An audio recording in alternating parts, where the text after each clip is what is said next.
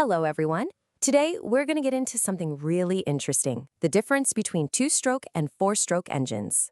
Have you ever been out riding your bike and just stopped and wondered, how does this thing actually work? What's happening inside that makes the wheels go round? Well, you've probably heard people talk about two-stroke engines and four-stroke engines, and yeah, they both do the same basic job. They make power. But the way they do it is completely different. So today, we're going to make that difference super clear. Okay, so before we start comparing, let's just quickly cover the basic idea of how any engine works. It's actually a lot simpler than you might think. The most important word you need to know is stroke. A stroke is really just one single movement of a part inside the engine called a piston. It can be one push up or one pull down. That's it. One movement is one stroke. Simple, right? So the basic recipe for making power is pretty straightforward. First, a little bit of fuel burns. Think of it like a tiny controlled explosion. This explosion pushes the piston. When the piston moves, it spins another part called the crankshaft, and it's that spinning motion that eventually gives power to your wheels. Now, all engines do this. The big difference is how many strokes it takes to get that power. All right, let's start with our first type, the two-stroke engine. And like the name says, everything with this engine happens really, really fast. The most important thing to remember about a two-stroke engine is this number, 1. It only takes one single spin, one revolution of that crankshaft to make power. That is incredibly fast. So how does it do all that work in just 2 strokes? Well, let's see.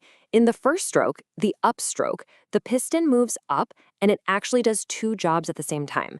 It squeezes the fuel that's already inside, and it also pulls in a fresh batch of fuel. Then, in the second stroke, the downstroke, a spark ignites the fuel. Boom! The explosion pushes the piston down, which creates power, and at the same time, it shoves the old burnt gases out.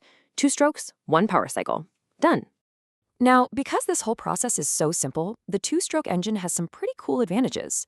It doesn't have a lot of moving parts, so it's simpler and way lighter, and since it makes power with every single spin, it creates a ton of power for its small size. You'd find these in old-school bikes, like the famous RX-100, and also in things like chainsaws and leaf blowers. But, and this is a really big but, there's a major problem with this simple design. Because fresh fuel is coming in at almost the exact same time that the exhaust is going out, some of that fresh fuel actually escapes without ever getting burned. This means they waste fuel, and even worse, they create a lot more smoke and pollution. And that big pollution problem leads us right to our second engine, the very efficient four-stroke engine. This one takes a much more careful, step-by-step approach to making power. For the four-stroke engine, the key number is 2. It needs 2 full spins, 2 whole revolutions of the crankshaft to complete just 1 power cycle. That's double the work compared to a 2-stroke. So let's walk through these 4 separate steps.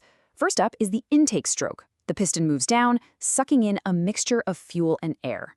Second is the compression stroke. The piston moves back up, squeezing that mixture really tight.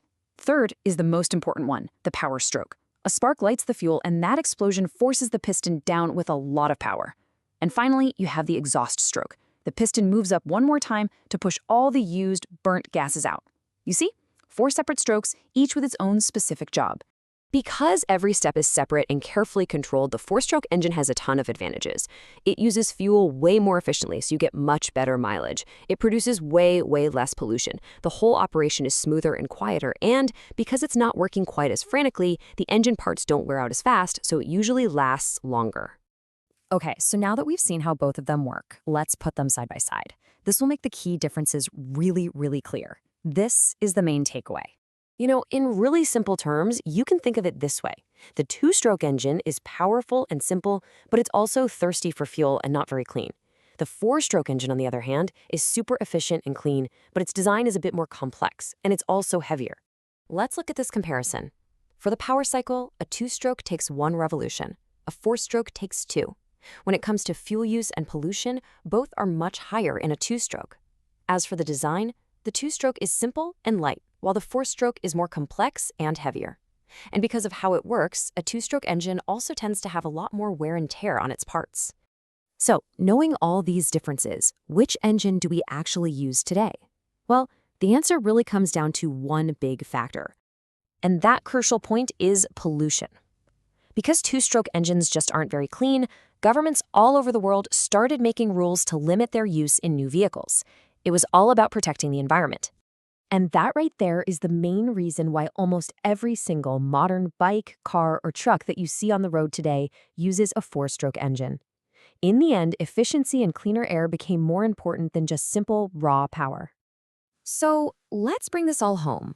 The next time you get on your bike and turn the key, just take a second to remember what's actually happening inside that engine.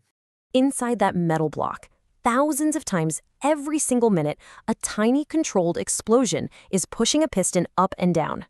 And that incredibly simple movement, happening over and over again, is what powers your entire journey. It's pretty amazing engineering, and we get to use it every day.